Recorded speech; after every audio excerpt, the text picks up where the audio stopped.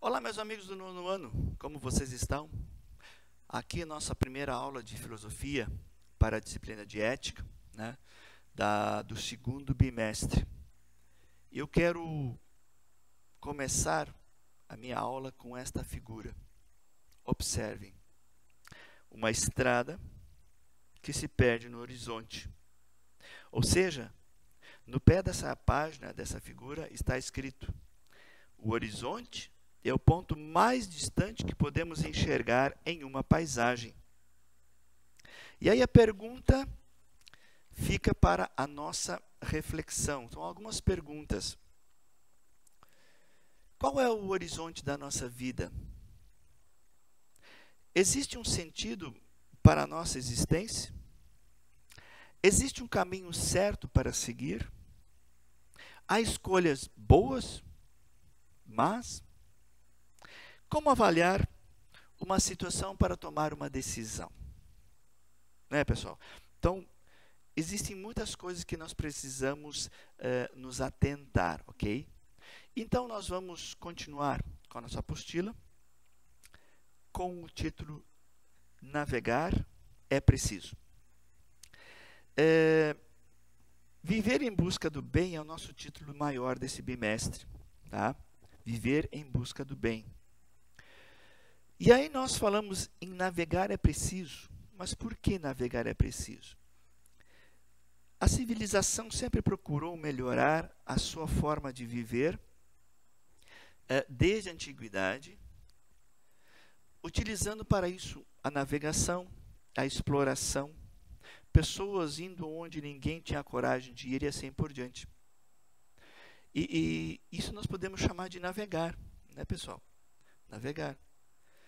E voltando então para a nossa apostila, nós temos o seguinte, que o ser humano ele é movido pela curiosidade e pelo desejo de saber mais sobre o mundo em que habita, acerca dos seres que nele vivem e especialmente das pessoas e de seus diferentes modos de vida.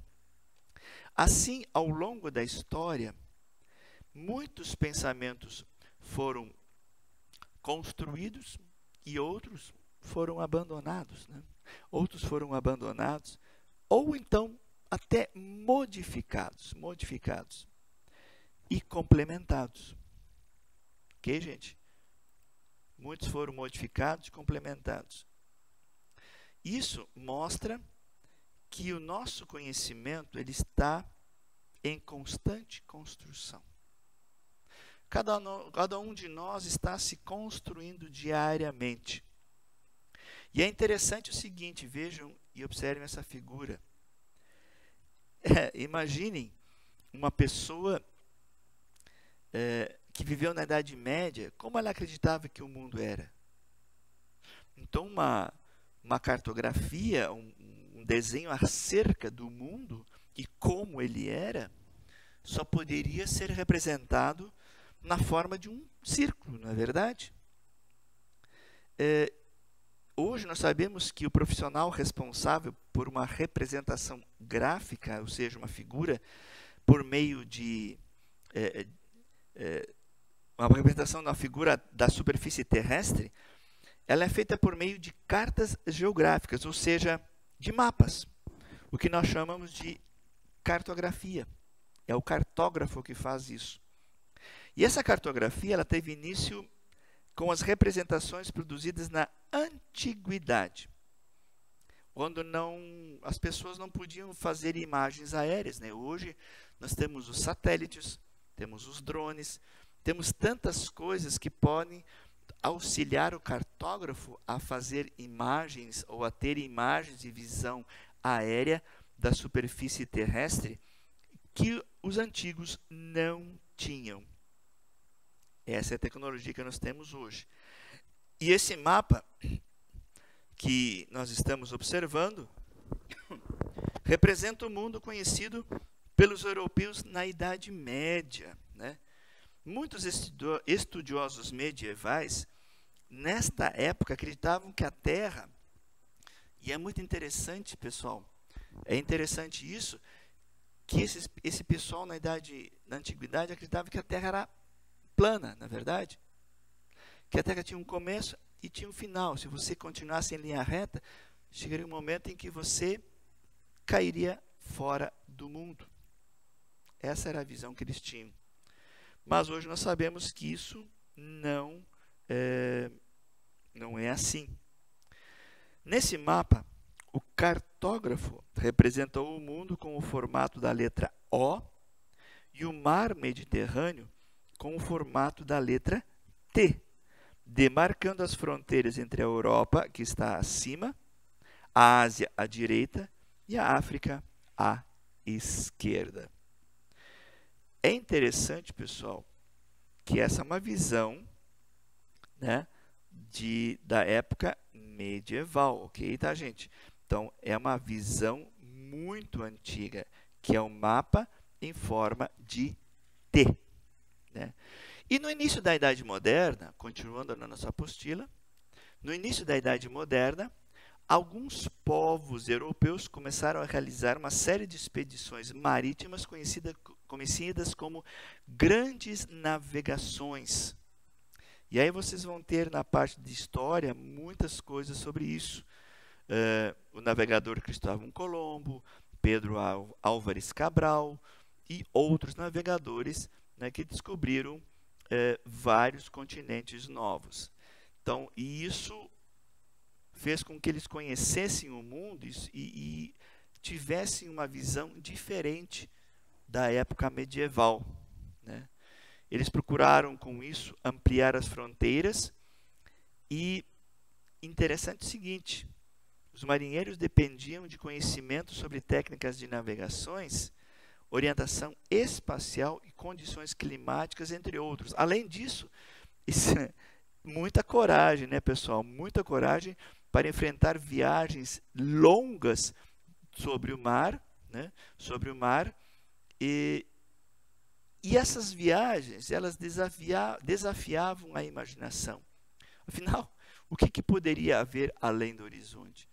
E com isso nós temos muitos filmes, né, de época, onde mostram essas viagens com monstros marinhos, com seres com poderes, controlando várias coisas, climas, águas e outras coisas mais.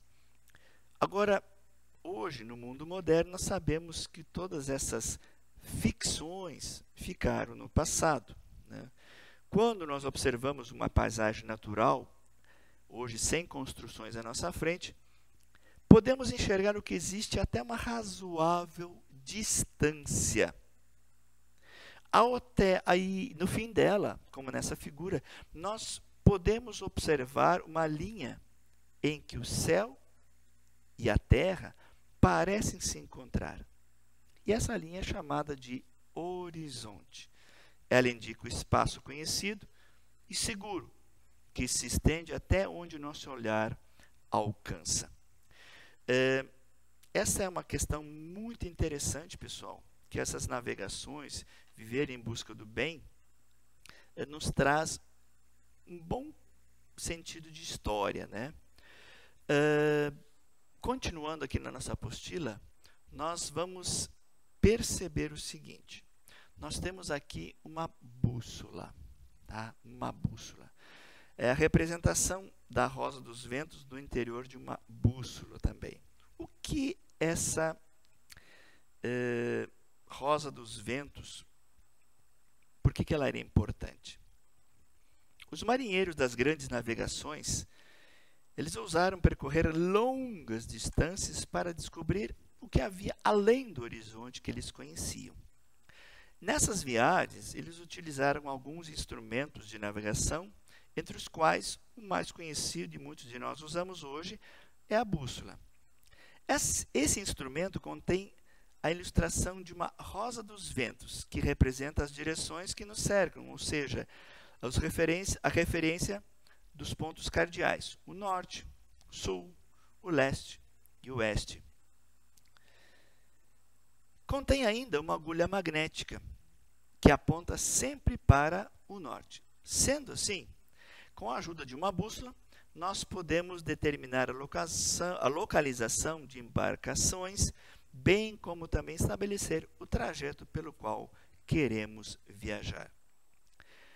Conhecendo essa posição dos pontos cardeais em relação aos outros, nós podemos nos localizar no espaço, mesmo sem ter em mãos uma bússola ou uma rosa dos ventos. Afinal, considerando que o Sol nasce a leste e se põe a oeste, é possível descobrir onde se situam o norte e o sul em relação ao local em que nos encontramos. Tá?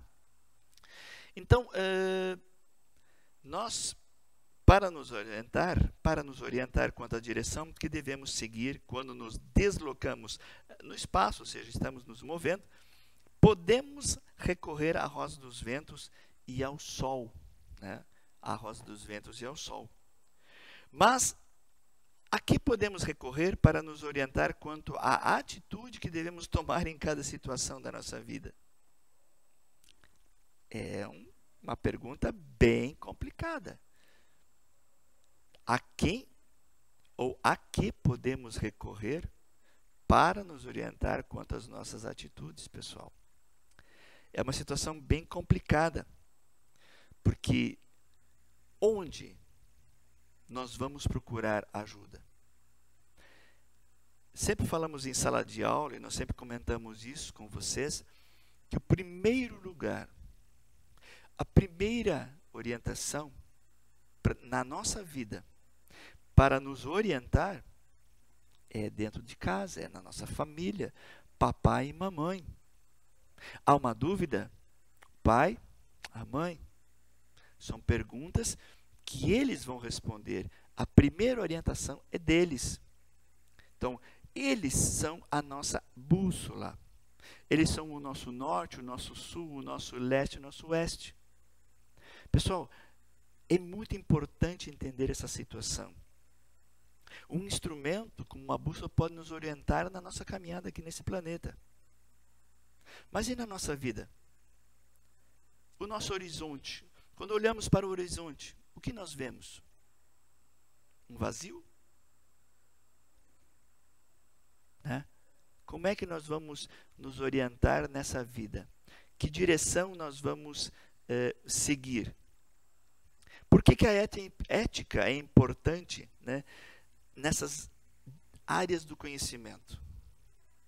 Porque a ética vai nos orientar a fazer o que é correto. Não é verdade? Quando nós chegamos em casa e perguntamos aos nossos pais como devemos agir em determinada situação, eles, eticamente, vão nos mostrar a forma correta de agirmos frente à situação colocada.